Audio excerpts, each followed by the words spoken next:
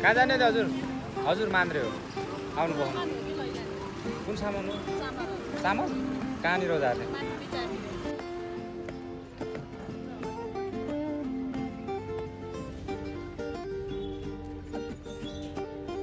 ल म फाइनली मान्द्रे पुगेँ र मान्द्रे पुगेपछि म बिचारदीतिर जान लागेँ। बिचारदी जाने बेलामा चाहिँ यो हल्का मान्द्रेबाट उता लागेपछि चाहिँ कच्ची बाटो छ क्या, अनि त्यसपछि अलिकति माथि चाहिँ पिच बाटो नै बनेको छ।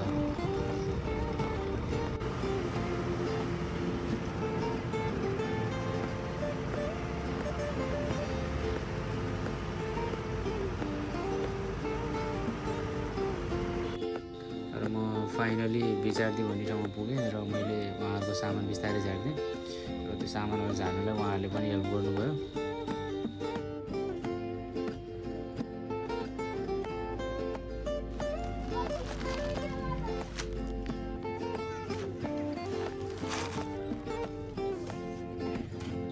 उहाँहरूले भाडा दिनुभयो अनि भाडा दिइसकेपछि म फेरि दुलीगाउँडा आएँ र दुलीगाउँडा आइसकेपछि मैले गाडी पार्किङ गरेर गाडी धोइरहेको गरेँ।